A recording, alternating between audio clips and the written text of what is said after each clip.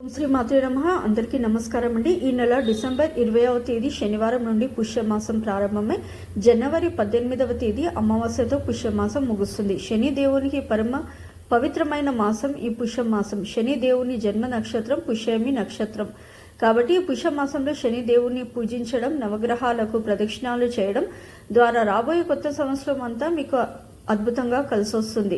అయితే శని దేవునికి ఇష్టమైన పుష్యమాసంలో పొరపాటున కూడా కొన్ని తప్పులు చేయకూడదు. ఎందుకంటే పుష్యమాసంలో చేసే తప్పుల వల్ల కొత్త సంవత్సరంలో కష్టాలు ఏర్పడే అవకాశం ఉంటుంది. ఏళ్లనాటి శని దోషాలు పట్టి పీడిస్తాయి. కాబట్టి పుష్యమాసంలో ఏ దేవతలను పూజించాలి, పుష్యమాసంలో పొరపాటున కూడా చేయకూడని తప్పులు, పుష్యమాసంలో పాటించాల్సిన పరిహారాల గురించి ఈ వీడియోలో తెలుసుకుందాం. ముందుగా ఈ వీడియోకి ఒక లైక్ కొట్టి జై శ్రీరామ్ అని కామెంట్ చేయండి. డిసెంబర్ 20వ తేదీ నుండి పుష్యమాసం ప్రారంభం అవుతుంది. ఈ పుష్యమాసానికి శూన్యమాసంగా పరిగణిస్తారు. కాబట్టి పుష్యమాసంలో ఎటువంటి శుభకార్యాలు నిర్వహించకూడదు. ప్రస్తుతం శుక్ర మౌఢ్యమి నడుస్తుంది. కాబట్టి ఈ మౌఢ్యమి సమయంలో, అందులోనూ పుష్యమాసంలో గృహ ప్రవేశాలు చేయడం, అద్దె ఇల్లు మారటం చేయకూడదు. అలాగే శంకుస్థాపన పూజలు నిర్వహించకూడదు. ఇక నూతన వ్యాపారాలు కూడా ప్రారంభించకూడదు. ముఖ్యంగా ఈ పుష్యమాసం ప్రతి ఒక్కరూ తప్పనిసరిగా తెల్ల నువ్వులు తినాలి. కాబట్టి ఈ నెలలో ఏదో ఒక రోజున నువ్వులు మరియు బెల్లం కలిపిన ఆహారంగా స్వీకరించండి. అలాగే పుష్యమాసంలో వీలైనప్పుడల్లా నీటిలో నువ్వులు వేసుకొని స్నానం చేయండి. జాతకంలో ఉన్న గ్రహ దోషాలన్నీ తొలగిపోయి అదృష్టం, ధనప్రాప్తి కలిసి వస్తుంది. అలాగే పుష్యమాసంలో గుమ్మడికాయ తినాలని నియమం ఉంది. పుష్యమాసంలో గుమ్మడికాయ తింటే అదృష్టం కలిసి వస్తుందని, సంపూర్ణ ఆరోగ్యం కలుగుతుందని నమ్మకం. అయితే ఈ పుష్యమాసంలో వచ్చే ఆదివారం నాడు పొరపాటున కూడా నెయ్యి మరియు ఉసిరికాయను తినకూడదు. ఆదివారం రోజున ఈ ఆహారం తింటే జాతక దోషాలు ఏర్పడతాయని, అలాంటి ఇళ్లలో లక్ష్మీదేవి నివసించదని నమ్మకం.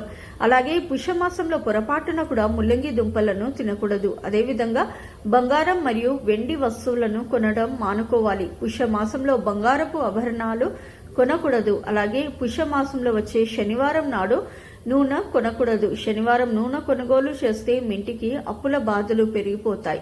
ఈ పుష్యమాసంలో తప్పనిసరిగా గోవును పూజించాలి. గోమాతలో ముక్కోటి దేవతలు కొలువై ఉంటారు. కాబట్టి ఈ నెలలో గోవుకు ఆహారం తినిపించి నమస్కారం చేసుకుంటే చాలు. ఇక మీ కష్టాలన్నీ తొలగిపోయి మీ జీవితంలో సుఖ సంతోషాలు ప్రారంభమవుతాయి. శని దేవుడు సంచరించే ఈ పుష్యమాసంలో ఎవరికి అప్పు ఇవ్వకూడదు. పుష్యమాసంలో ఎవరికైనా అప్పు ఇస్తే మీ డబ్బు ఎప్పటికీ తిరిగి రాదట. ఇక పుష్యమాసం నెల రోజులు మీ ఇంటి ముందు ఖచ్చితంగా ముగ్గు ఉండాలి. ఈ పుష్యమాసంలోనే ధనుర్మాసం కూడా ఉంటుంది. కాబట్టి ఇంటి ముందు రంగు ముగ్గులు వేసి ముగ్గుపైన గొబ్బెమ్మలు పెడితే అలాంటి ఇళ్లలోకి వెంటనే లక్ష్మీదేవి అడుగు పెడుతుంది. కానీ ఇంటి ముందు ముగ్గు లేకపోతే మాత్రం ఇంట్లోకి ఎప్పటికీ లక్ష్మీదేవి అడుగు పెట్టదు. ఈ పుష్యమాసంలో ఎక్కడైనా హోమం జరిగితే ఆ హోమంలో కొన్ని నువ్వులు వేయండి. ఈ పుష్యమాసంలో హోమంలో నువ్వులు వేస్తే అశ్వమేధ యాగం చేసినంత పుణ్య ఫలితం లభించి మీ కుటుంబం మొత్తానికి భోగభాగ్యాలు కలుగుతాయి. అలాగే పుష్యమాసంలో వచ్చే ప్రతి సోమవారం నాడు శివాలయానికి వెళ్లి శివాలయంలో నువ్వుల నూనె దీపం వెలిగించండి. మీ ఇంటిపై ఎల్లవేళలా శివ అనుగ్రహం ఉంటుంది. అలాగే పుష్యమాసంలో చేసే తులసి పూజలకు అంతులేని ఐశ్వర్యం కలుగుతుందట. తులసి కోటలో లక్ష్మీదేవితో పాటు 33 కోట్ల మంది దేవతలు నివసిస్తారు.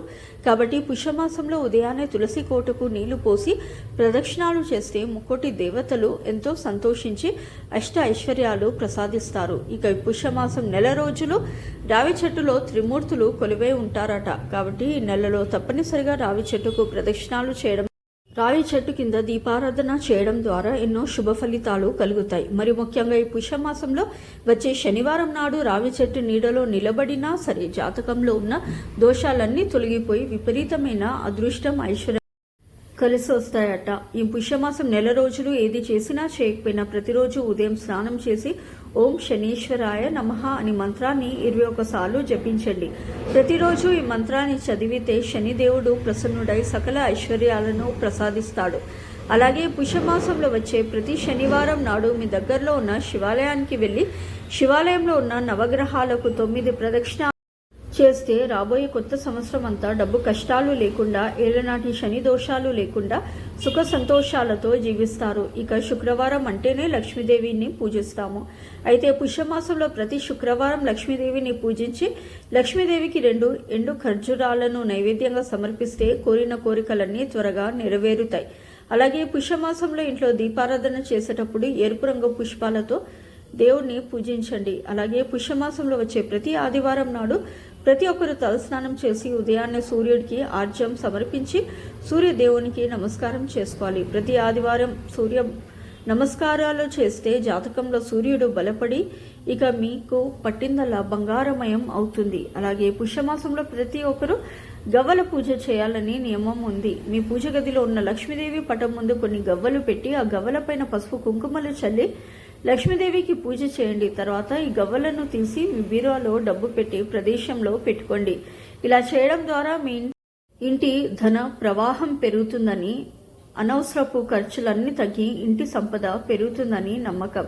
ఇక కటిక పేదరికంతో బాధపడేవారు ఈ పుష్యమాసంలో ఏదో ఒక శుక్రవారం నాడు పాలలో చిటికెడు పసుపు కలిపి తులసి మొక్కకు పోయండి. ఇలా చేయడం ద్వారా మీ ఇంటికున్న పేదరికం వెంటనే తొలగిపోయి మీలంతా కనకవర్షంతో నిండిపోతుంది. ఇక ఏలనాటి శని దోషాలు, అష్టమ శని దోషాలతో ఇబ్బంది పడేవారు ఈ పుష్యమాసంలో నవగ్రహాలలో ఉన్న శనిదేవునికి నువ్వుల నూనెతో అభిషేకం చేసి నమస్కారం చేసుకోండి. జాతకంలో ఉన్న అష్టమి శని దోషాలన్నీ తొలగిపోయి డబ్బు పరంగా, ఆరోగ్యపరంగా బాగా కలిసి వస్తుంది. అలాగే పుష్యమాసంలో ఆదిత్య హృదయం చదివితే చాలా మంచిది. ఈ పుష్యమాసం నెల రోజులు ఉదయం 6 గంటల లోపే స్నానాలు పూర్తి చేసుకోవాలి. ఈ పుష్యమాసంలో విష్ణు సహస్రనామాలు చదివితే విష్ణుమూర్తి అనుగ్రహం సులభంగా కలుగుతుంది. అలాగే శ్రీ సూక్తం చదివితే దరిద్ర బాధలన్నీ వెంటనే తొలగిపోతాయి. ఇక ఈ నెలలో చేసే అన్నదానాలకు విశేషమైన పుణ్య ఫలితం లభిస్తుంది. కాబట్టి ఆకలితో ఉన్న పేదవారికి ఆహారం దానం చేసి 1 కోటి రెట్ల పుణ్య ఫలితాన్ని పొందండి. అలాగే బెల్లంతో చేసిన నువ్వుల లడ్డులను కూడా పేదలకు పంచి పెట్టండి. తద్వారా మీ జాతకంలో అదృష్టం పెరుగుతుంది. ఇక ఈ పుష్యమాసంలో వచ్చే అతిపెద్ద పండుగలు భోగి, సంక్రాంతి మరియు కనుమ.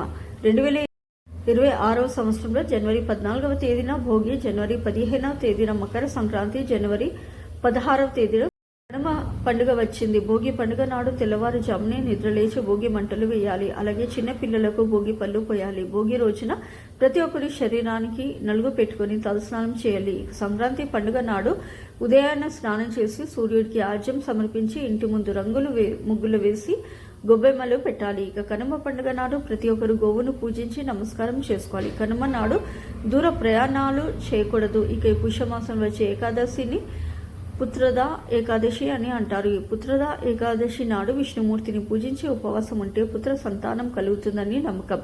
అలాగే ఈ నెలలో తప్పనిసరిగా పితృదేవతలను ఆరాధించాలి. పుష్యమాసానికి అధిపతి శని దేవుడు కాబట్టి పుష్యమాసంలో శని దేవుడిని పూజించిన శని స్తోత్రాలు పఠించి